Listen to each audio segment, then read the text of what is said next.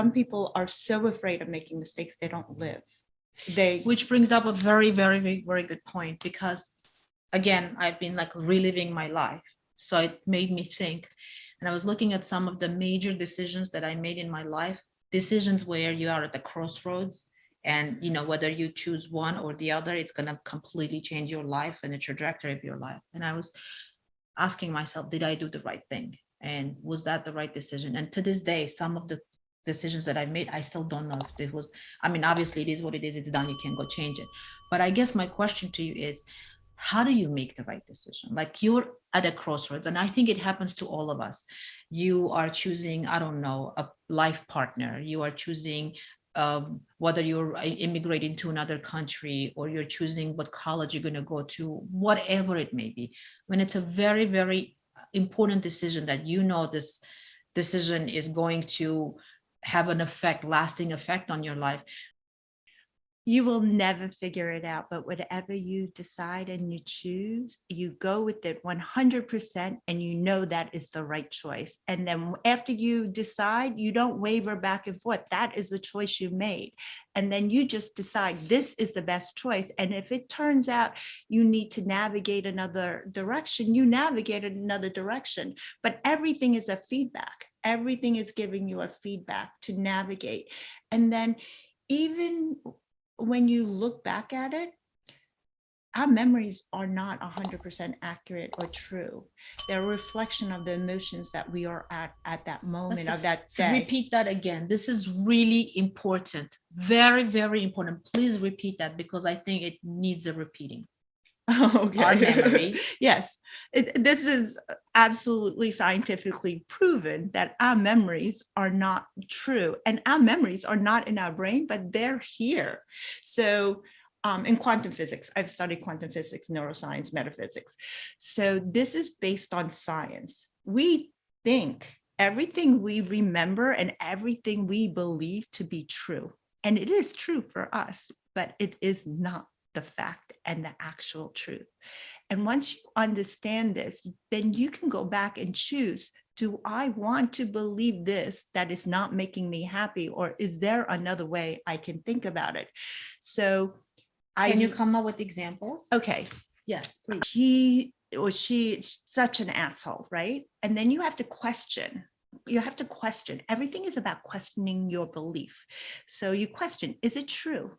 And of course, you'll say, yes, it's true, because if it wasn't true, you wouldn't believe that thought. Whatever thought you believe, 99% of the time when you ask yourself, is it true? It's going to be yes.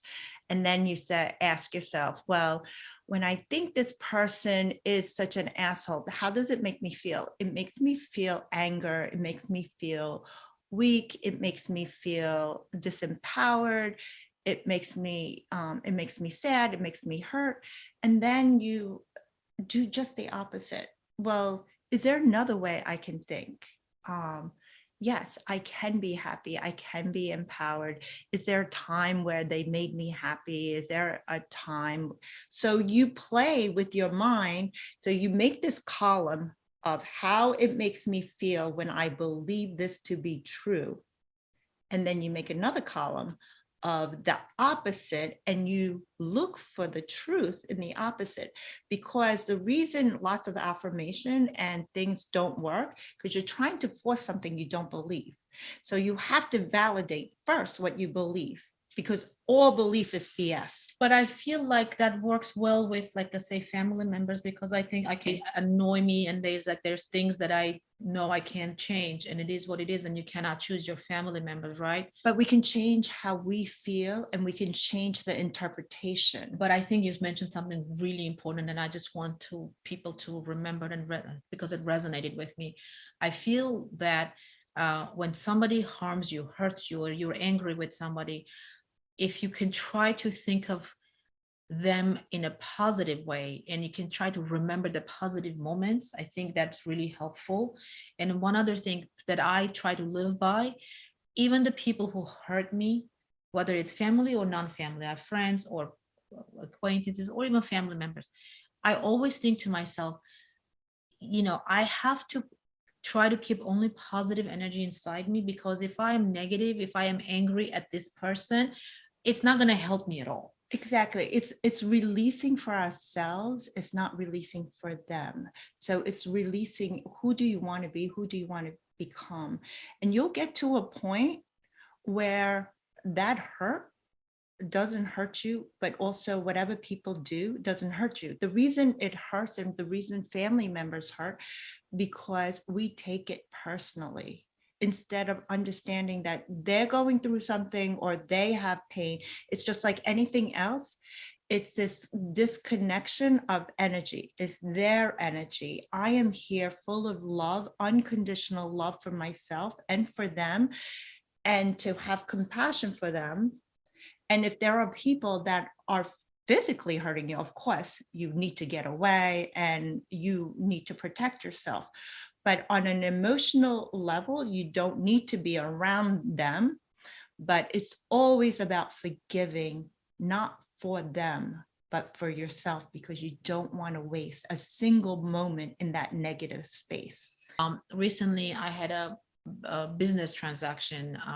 As you know, I have a foundation and I was looking for a grant writer to write grants for the foundation. Long story short, I consider myself to be a smart businesswoman. I've been in business for 20 years or more than 20 years. I own a few businesses. I've done many transactions. So you always think to myself, no way somebody's going to like take advantage of me. But basically this person promised a lot of things that they would do for the foundation, knowing that this is money for nonprofit. They took the money, they did absolutely nothing, and that wasted my time. Things that were supposed to happen took months and months and didn't happen. And the worst part is that he kept telling me, no, it's being processed, and it wasn't. It was never even submitted.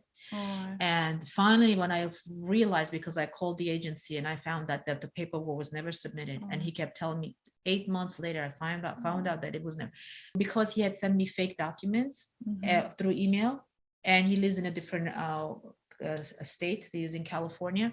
I actually went as far as filing for a criminal report with the FBI because he faked official government documents to show me that he had done things that he hadn't. So I was so angry. Like my first reaction was like, I'm going to show you. I mean, it was a lot of steps of filing for this online on the FBI website. And then last minute, and I emailed him and I texted him and I said, this is your last chance. You either come clean or I'm filing for the FBI report. And last minute, I decided not to do it because I thought to myself, number one, because of negative energy. Consulted with my attorneys in New York, and I also consulted with an attorney in California. And basically they told me that because he lives in California and he's in California, I would have to go to California. I was going to take him to court to recover the money. But the money, what I'm going to spend between airfare and getting there and my time away from what I need to do and the negative energy, I said to myself, it's basically going to be a wash. And I decided, you know what, God with you, you probably need this money more than, and it's for an Armenian charity. And I thought in a million years, he would never take money that's supposed to go to kids and youth and like soldiers, and he would steal the money from their mouths. And it was horrible. But the decision that I made, I said, if I do this, if I go through this and I battle him, it's going to negatively, emotionally affect me. At the very best, I will recover the money. See, and I look at it as twofold. I think that's so beautiful and it's great you've released it. But sometimes I think it's good to file it so that he does not do it to others. So it's about protecting others too, because that goes on the fine line. Once you do it in an emotion of non-anger, once you do it in emotion of helping others, I didn't think of it that way, but you're right. That you released all your pain, you released your anger, and you released everything like that. And now how can you protect others from him doing the same thing? And I bet you he was, because that's why. But when you were doing it out of anger, then you are putting that negative energy. Anytime you put negative we don't get what we want. People want this, that. We get who we are. So when I said about how you will not be affected by all these other people, because when you become so whole and within yourself, you stop seeing the flaws of others. I'm not talking about like this situation, but I'm saying like usually what we have insecurities about ourselves, we find these flaws in others. It's so cool. We cannot see something in somebody that we do not have. We Interesting. don't Say see, that, say- we I'm cannot- processing this, but Okay. go ahead. we cannot see something in somebody else of something we do not have. Okay. We cannot see the unknown. Like if I asked you to name a color you never heard of, or tell me a movie you never heard of, or anything that's the unknown to you. Obviously, I don't know it, so how can I Exactly. name it? Exactly. It'll be impossible. So with other people, we cannot be triggered by them if we don't have it within ourselves. That trigger is a clue that we still have something within ourselves to release.